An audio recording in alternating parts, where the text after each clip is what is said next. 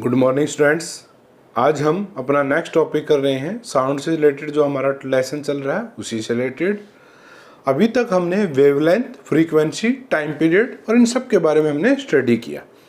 ठीक है, आज हमारा जो नेक्स्ट टॉपिक है वो क्या है? Relationship between velocity, frequency and wavelength. इन तीनों के बीच में हमें क्या बताना है? रिलेशनशिप बताना है। किस किस के बीच में? Velocity, frequency and wavelength of the wave. कोई भी आपके पास वेव, चाहे साउंड वेव हो या कोई और वेव हो, हमारा इन सभी के लिए क्या है कि हम तीनों के बीच में रिलेशनशिप बताना है। किस किस के बीच में? Velocity, frequency and wavelength. I hope आप ये वेलोसिटी, फ्रीक्वेंसी एंड वेवलेंथ वाली वीडियो देख चुके होंगे। अगर अब तक भी आपने नहीं देखी है तो मैं आपको ऊपर आई के बटन पे आपको लिंक प्रोवाइड करा देता हूँ, वहाँ से जाके आप देख सकते हैं। जैसा कि हमें पता ही है कि हमारा जो वेलोसिटी है वो क्या होती है? Velocity is equal to distance by में टाइम। क्या होता है? डिस्टेंस बाय में टाइम टेकन। ये हमारा वेलोसिटी का फॉर्मूला है। अब जो इसके अंदर हमारा जो डिस्टेंस होता है वो हम लास्ट वीडियो के अंदर या जब हमने वेवलेंथ और फ्रीक्वेंसी को स्टडी किया था उस टाइम किया था कि डिस्टेंस हमारा किसके इक्वल होता है? In case of wave that is equal to wavelength. किसके इक्वल होता है भाई? वेव लेंथ के। और वेव लेंथ को डिनोट करते हैं लैम्डा। टाइम टेकन टी से होता है। वेलोसिटी को किससे डिनोट करते हैं? वी से। तो ये हमारा किसके इक्वल हो जाता है? Velocity is equal to lambda by में टी। मीन जो वेलोसिटी हमारी वो इक्वल होती है किसके? वेवलेंथ बाई में टाइम टेकन। अगर हम इसको अलग अलग करके लिख दें, यानी कि ऐसे लिख देते हैं हम लैम्डा 1 बाई में टी। अगर हम ऐसे लिखते हैं तो कोई प्रॉब्लम्स नहीं होती ना? नहीं होती, क्योंकि वैल्यू वही है। लैम्डा को अगर हम 1 से मल्टीप्लाई करते हैं तो 1 लैम्डा ही आएगा हमारा। डिवाइड में टी पहले भी था, अब भी है। लेकिन हमें पता है कि फ्रीक्वेंसी क्या होती है? 1 बाई में टी। क्या होती है हमारी? 1 बाई में टी क्या होती है हमारी? फ्रीक्वेंसी होती है। तो v किसके इक्वल आ जाएगा हमारा? v is equal to, frequency को हम किससे डिनोट करते हैं? f से। f इंटू में लैम्डा। ये हमारा क्या आ जाता है? रिलेशनशिप आ जाता है। किस किस के बीच में? वेलोसिटी। ये किसकी वेलोसिटी है? वेलोसिटी ऑफ वेव, यानी कि जो हमारी वेव प्रोपेगेट करती है उसकी वेलोसिटी क्या है? v है। एंड f क्या है यहाँ पर? फ्रीक्वेंसी। Lambda is wavelength. मैं आपको नोट करवा देता हूँ। v वेलोसिटी ऑफ वेव क्या थी हमारी? Velocity of wave. f denoted by frequency, lambda is equal to wavelength. ये डिनोट करते हैं हम इस प्रकार से। तो ये इस प्रकार से रिलेशनशिप आता है हमारा किस किस के बीच में? वेलोसिटी, फ्रीक्वेंसी एंड वेवलेंथ के बीच में। अगर इन तीनों में से हमें कोई भी एक वैल्यू फाइंड आउट करनी है और हमारे पास 2 वैल्यू गिवन है तो हम फाइंड आउट बड़े इजीली कर सकते हैं। ठीक है, क्योंकि अगर हमारे पास v और f गिवन है तो हम लैम्डा फाइंड आउट कर सकते हैं। लैम्डा और f गिवन है तो v फाइंड आउट कर सकते हैं। और v और लैम्डा गिवन है तो हम फ्रीक्वेंसी को फाइंड आउट कर सकते हैं ड्यू टू दिस रिलेशनशिप। ठीक है, अब इस रिलेशनशिप के ऊपर ऐसा नहीं है कि हम इसके ऊपर सिर्फ साउंड की वेव को ही फाइंड आउट कर सकते हैं। नहीं, आप जो कोई भी वेव हो हमारी, ये उन सभी के ऊपर एप्लीकेबल्स होता है। अगर आप इसको नोट करना चाहते हैं तो नोट कर सकते हैं।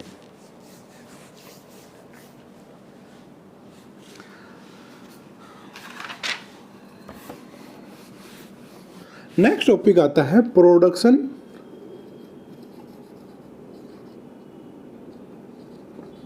Of sound.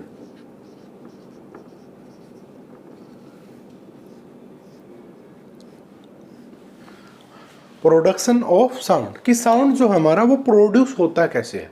देखो, कोई भी साउंड हमारा, चाहे मैं बोल रहा हूँ या ये मार्कर की जो टिक की आवाज़ आती है ये, या बेल आपकी रिंग करती है, वो बाइसिकल की बेल होती है, हम क्या करते हैं उसको साउंड प्रोड्यूस होता है। कोई भी साउंड प्रोड्यूस हो हमारा, साउंड हमेशा किसके कारण प्रोड्यूस होता है? वाइब्रेशन के कारण। अगर किसी बॉडी के अंदर वाइब्रेशन प्रोड्यूस होती है तो वो साउंड प्रोड्यूस कर सकती है। ठीक है, sound is produce when an object is vibrate. Sound कब प्रोड्यूस होता है? साउंड तब प्रोड्यूस होता है जब बॉडी के या किसी ऑब्जेक्ट के अंदर क्या आ जाए? वाइब्रेशन आ जाए। साउंड इज प्रोड्यूस्ड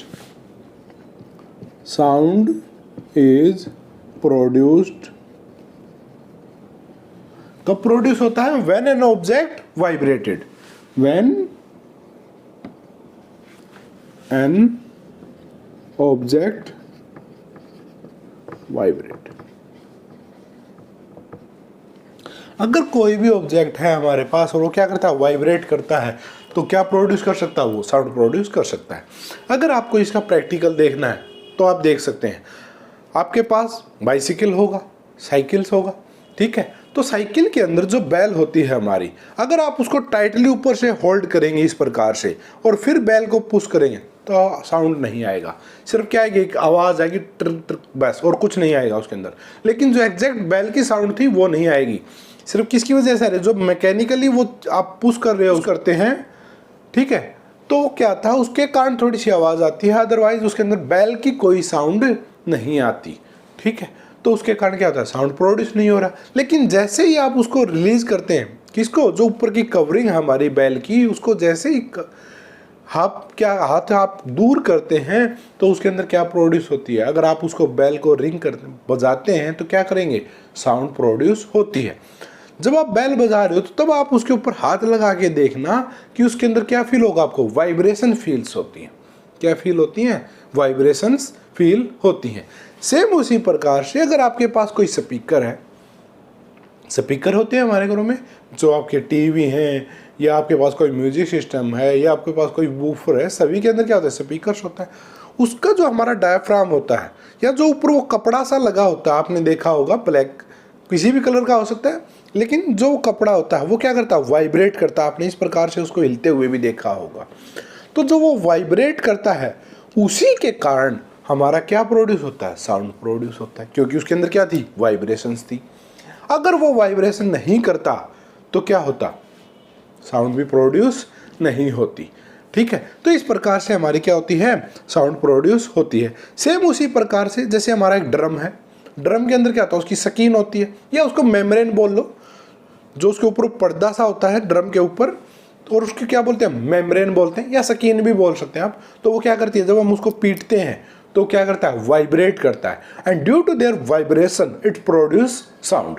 और उसके इस वाइब्रेशन के ही कारण हमारी क्या होती है? साउंड प्रोड्यूस होता है। ठीक है, तो ये हमारे क्या क्या एग्जांपल्स हैं? साइकिल हम ले सकते हैं, जो बाइसिकल्स, बैल, ठीक है, ड्रम ले सकते हैं, या कोई भी, आप गिटार है, कोई भी, ये सारे के सारे इंस्ट्रूमेंट क्या करते हैं? साउंड प्रोड्यूस करते हैं। डिफरेंट डिफरेंट टाइप्स के होते हैं।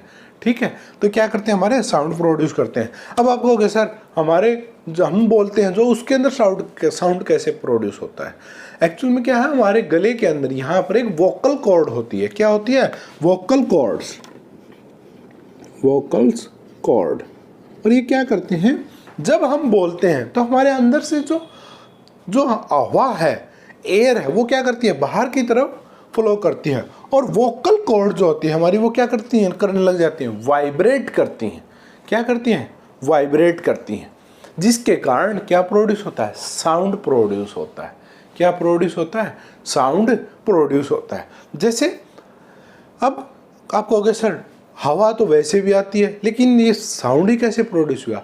भाई जैसे आप एक बांसुरी बजाते हैं, ठीक है, क्या बजाते हैं? बांसुरी बजाते हैं, या एक फ्लूट बजाते हैं। बांसुरी या फ्लूट, बांस एक ही है, ठीक है। आप फ्लूट बजाते हैं तो उसके अंदर हम क्या करते हैं? हवा डालते हैं अंदर। अगर आप सीधी हवा मारेंगे तो क्या उसमें से कोई आवाज़ आती है? नहीं, एक कुछ नहीं, आवाज़ नहीं आती, उसके अंदर खास आवाज़ नहीं आएगी।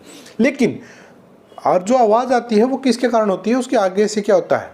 हवा जो उसके अंदर जा रही है वो क्या टकराती है, उसके कारण कुछ आवाज़ प्रोड्यूस होती है। उसके बाद हम क्या करते हैं? उसके अंदर से सुर निकालते हैं, यानी कि अच्छे से साउंड्स प्रोड्यूस करते हैं।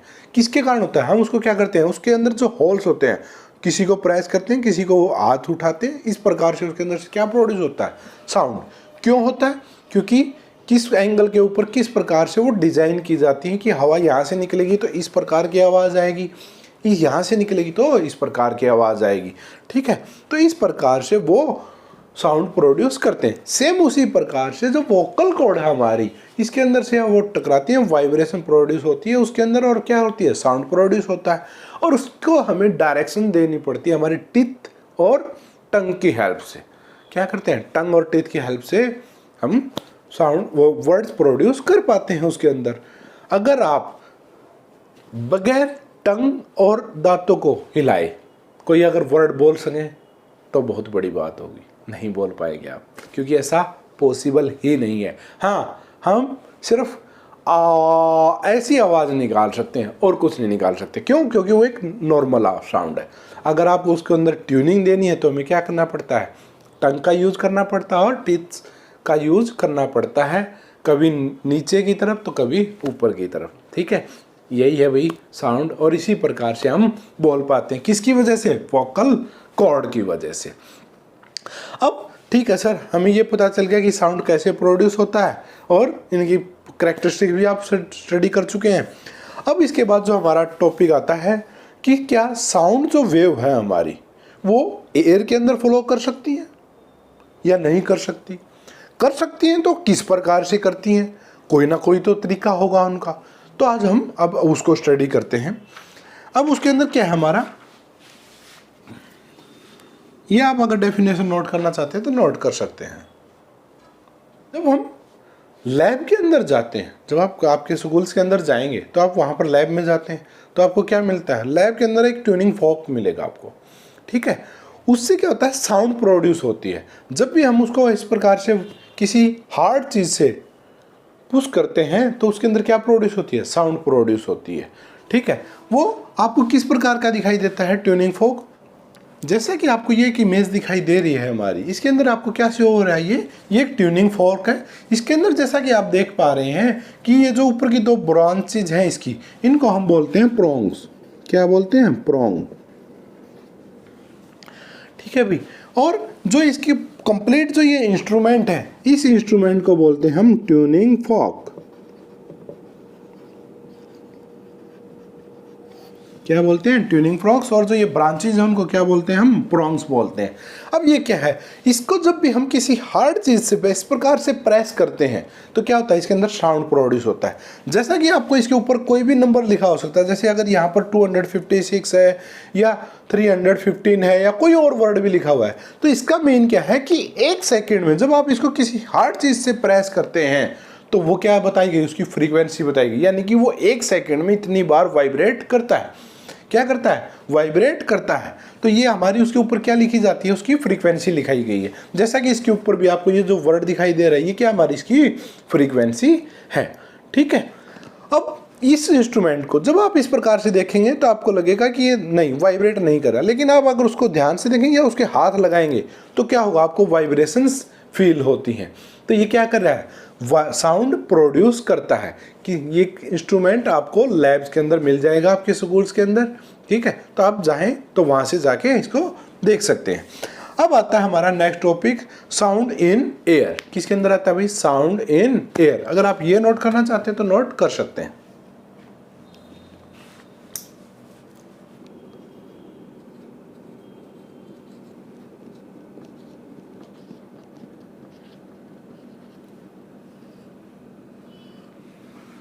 तो हमारा जो ये टॉपिक है साउंड इन एयर, यानी कि जो हमारे साउंड की जो वेव्स हैं वो किस प्रकार से प्रोपेगेट करती हैं हवा के अंदर। तो इसको हम ट्यूनिंग फॉर्क की हेल्प से ही समझते हैं। हम क्या लेते हैं, ट्यूनिंग फॉर्क की इमेज बनाएंगे यहाँ पर और उसके अकॉर्डिंग वेव्स की प्रोपेगेशन देखेंगे किस प्रकार से वो प्रोपेगेट करती हैं। मान लेते हैं हमारे पास ये क्या है, ट्यूनिंग फॉर्क है। इसके नाम को आपको पता ही है, ये क्या हमारी प्रोंग्स है। क्या है, प्रोंग्स, एक ये है और एक ये है। ठीक है, और इस कंप्लीट को क्या बोलते हैं, हम ट्यूनिंग फॉर्क बोलते हैं।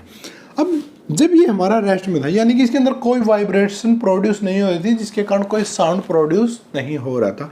इन दैट केस जो हमारी यहाँ पर साउंड्स वेव थी वो क्या थी, बिल्कुल ऐसी थी, यानी कि उनके अंदर कोई गैप नहीं था, कुछ नहीं था, बिल्कुल नॉर्मल थी, नॉर्मल कंडीशंस।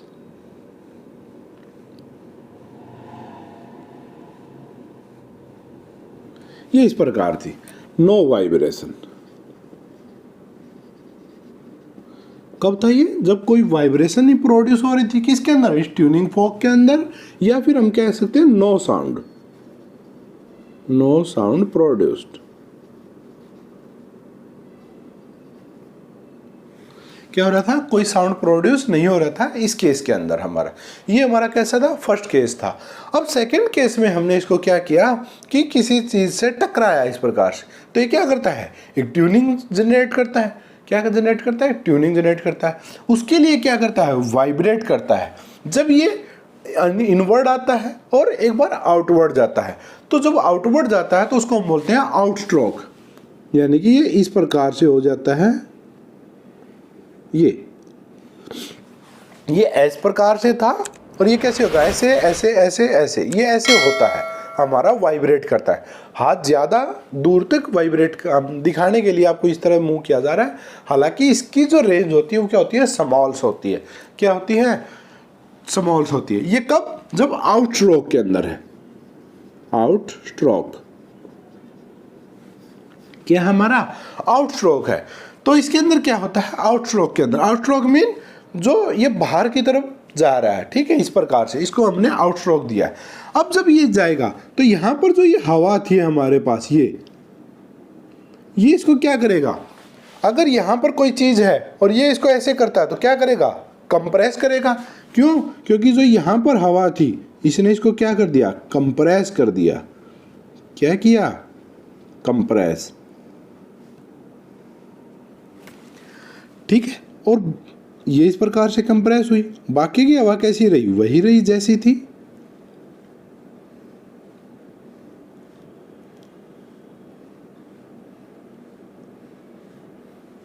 ठीक है भाई, इस प्रकार से क्या हुआ? ये कंप्रेशन स्टार्ट हुआ।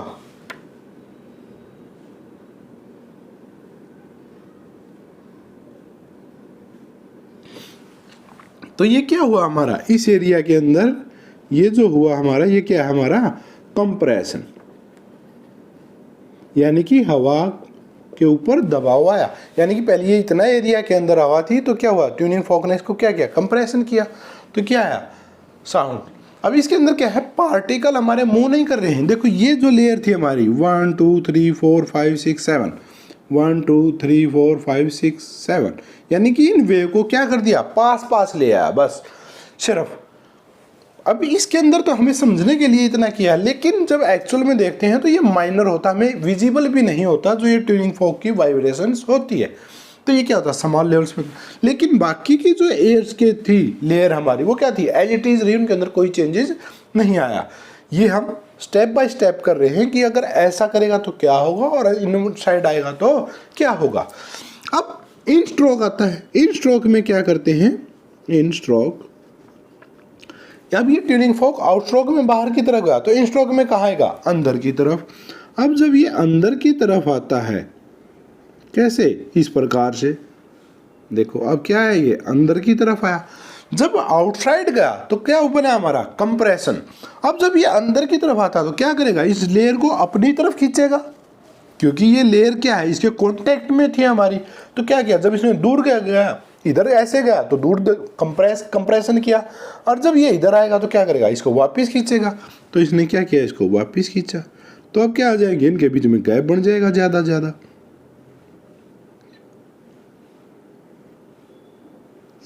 ये इस प्रकार से गैप बना दिया। आगे क्या दी? अब ये वेव, ये वाला पार्टिकल ने क्या किया? इसको एनर्जी है, इसने इसको दी, आगे ट्रांसमिट कर दिया। यानी कि आगे क्या बन गया हमारा? कंप्रेशन था, जो पहले ही बन चुका था, क्योंकि ये ट्रांसफर हो गया ना आगे। अब आप ये मत सोचना कि सर ये यहीं पर रहेगा, नहीं। अगर हमारे पास 5 बच्चे ऐसे खड़े हैं, जैसा कि मैंने आपको पहले भी समझाया था, आपको पता है कि हमारी वेव किस प्रकार, और ये कौन सी वेव है? Longitudinal wave. जैसा कि आपको पहले ही समझाया था, अगर ये बच्चे 8 लाइन में खड़े हैं तो अगर हम एक को पुश करेंगे और वापस खींचेंगे तो क्या होगा? एनर्जी ट्रांसफर तो होगी, लेकिन वो क्या करेंगे? एक बार दूर जाएंगे और फिर क्या देंगे? वापस अपनी पोजीशन पे ही रहते हैं। तो ये क्या हो गए? अब दूर हो गए, लेकिन लेयर तो वही रही। बाकी आगे की क्या थी? वही सेम नॉर्मल। ठीक है, ये क्या रहा। तो यहां पर क्या है हमारा कंप्रेशन, और यहां पर क्या है रेयरफैक्शन। ये क्या है रेयरफैक्शन। लेकिन जो हमारी वेव ट्रेवल कर रही है वो किस डायरेक्शन में ट्रेवल कर रही है, इन दैट डायरेक्शन। क्यों, पहले कंप्रेशन हुआ तो ये आगे बढ़ गया, फिर क्या हुआ हमने वापस इन स्ट्रोक लिया तो क्या हुआ रेयरफैक्शन हो गया। अब फिर क्या होगा वापस कंप्रेशन, फिर यहाँ पे क्या बन जाएगा कंप्रेशन, रेयरफैक्शन क्या चला जाएगा आगे, ये कंप्रेशन और आगे चला जाएगा। तो इस प्रकार से हमारी जो वेव है वो क्या करती रहती है, ट्रैवल करती रहती है।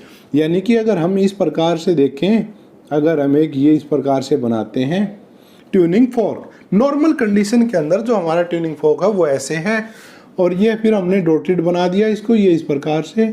ये कब है, जब इन स्ट्रोक था हमारा, और ये हमने क्या बनाया इस प्रकार से आउटवर्ड बना दिया, कब, जब ये आउटस्ट्रोक आया। ये इनवर्ड के लिए, ये आउटस्ट्रोक के लिए हमने कंबाइन एक के अंदर ही बनाया। तो अब इससे क्या होता है कि हमारी वेव क्या करेगी, कभी रेयरफैक्शन कभी कंप्रेशन, रेयरफैक्शन कंप्रेशन।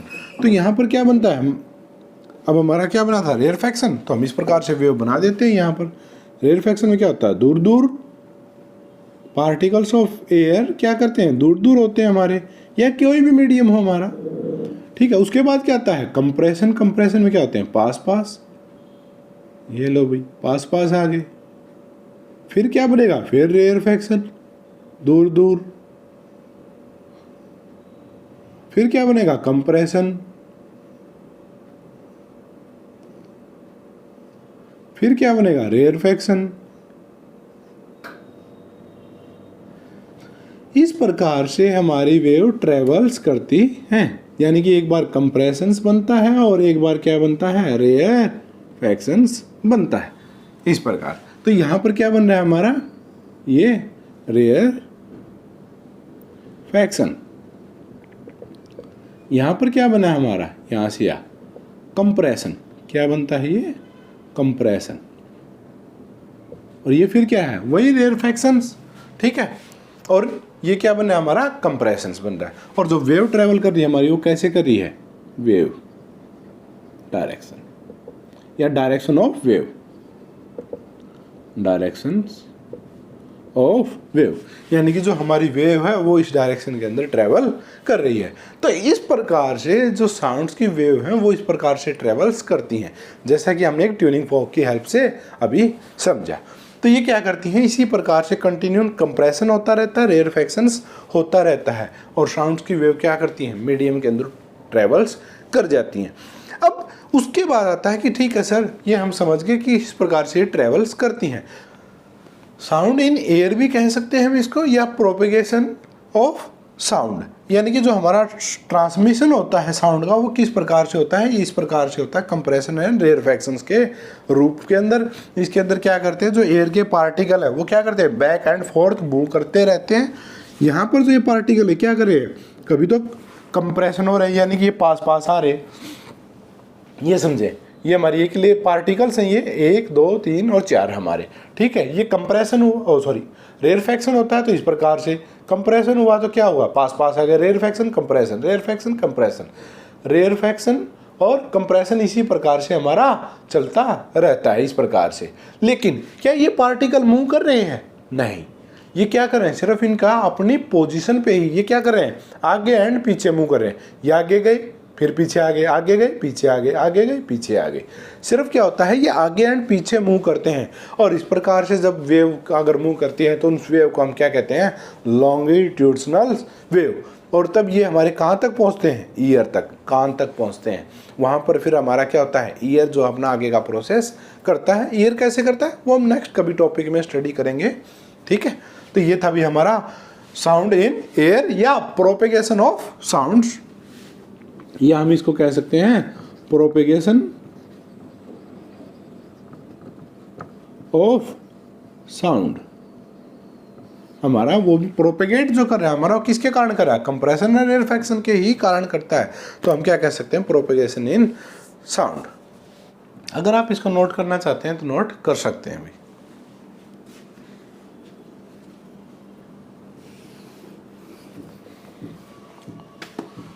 अब देखो साउंड को ट्रांसफर होने के लिए हमें क्या चाहिए, एक मीडियम चाहिए।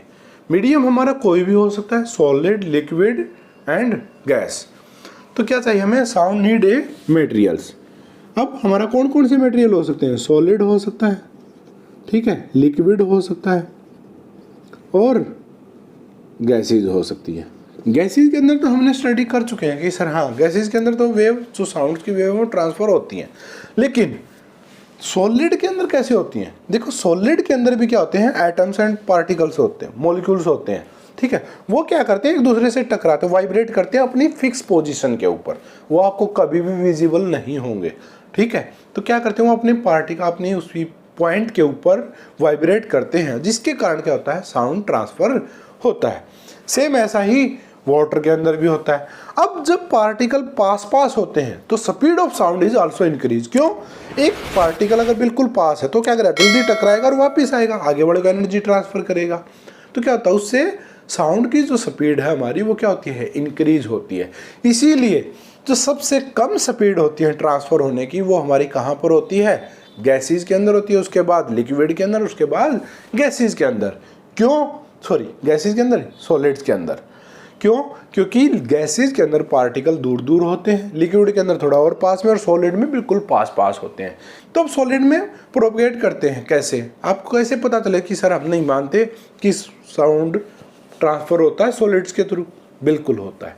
जैसा कि आपने ट्रेन देखा होगा, कई बार क्या होता है कि ट्रेन की जो साउंड है हमें वो सुनाई नहीं देती, लेकिन जो उसकी लाइन है या रेलवे की जो लाइन होती है हमारी, उसके ऊपर अगर आप अपना हेड रखते हैं या ईयर लगाते हैं तो आपको साउंड सुनाई देता है, बहुत दूर से आ रही ट्रेन का भी।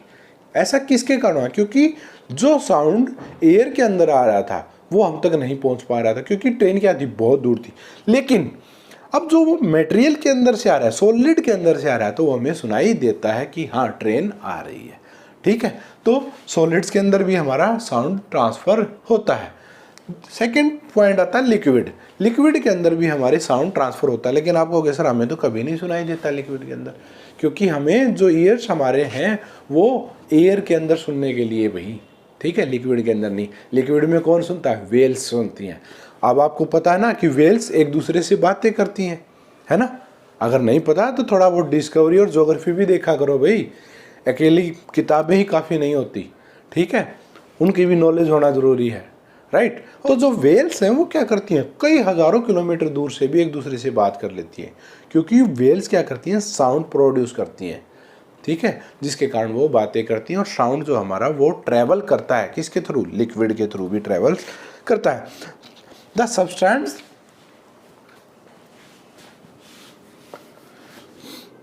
Sound need a material medium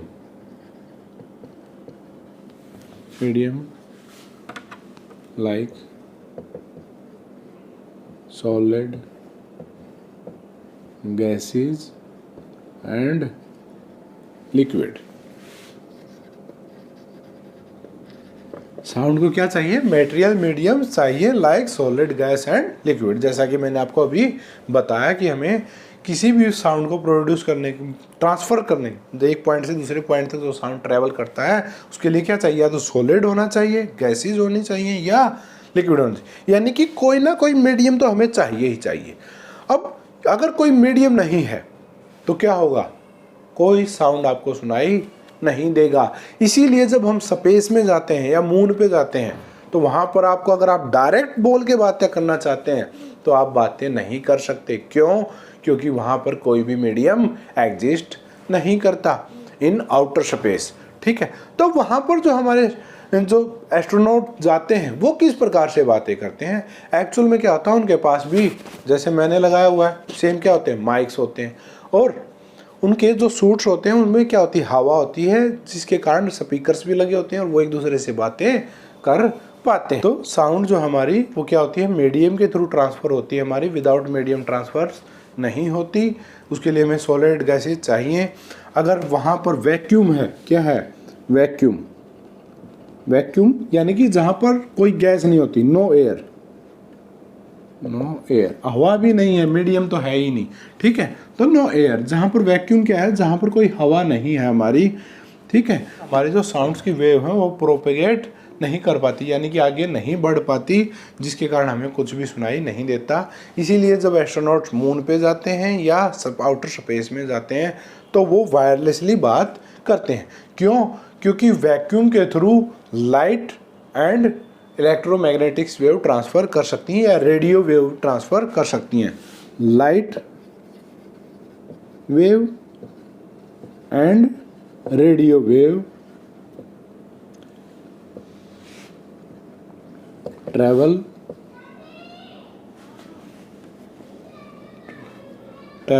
through, किसके थ्रू ट्रैवल कर सकती हैं? वैक्यूम के थ्रू।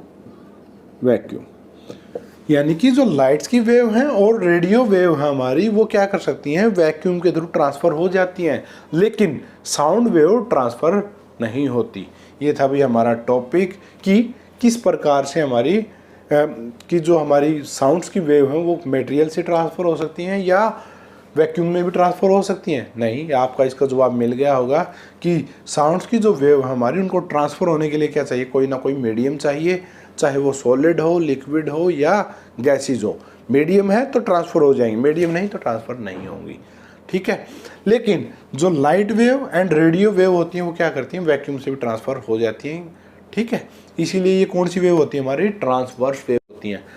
दोबारा बता देता हूँ एक बात आपके लिए कि लॉन्गिट्यूशनल वेव होती हैं जो क्या करती हैं? मीडियम के थ्रू ट्रांसफ़र हो सकती हैं, लेकिन ट्रांसवर्स वेव वो वेव हैं जो मीडियम के अंदर से तो पास होती ही होती हैं, लेकिन साथ में क्या होती हैं? वैक्यूम से भी पास हो जाती हैं। इसीलिए जो सन से हमारी लाइट आती है वो कहाँ से आती है? वैक्यूम के अंदर से आती है और हम तक पहुँच पाती है। हम रेडियो का सिग्नल भेजते हैं अंतरिक्ष के अंदर तो भी वो ट्रांसफ़र हो जाता है। क्यों? क्योंकि वैक्यूम है बीच में, लेकिन फिर भी ट्रांसफ़र हो जाता है, क्योंकि ये ट्रांसफ़र हो सकती हैं, क्योंकि वो कैसी वेव है? लॉन्गिट्यूशनल वेव नहीं है, वो ट्रांसवर्स वेव है।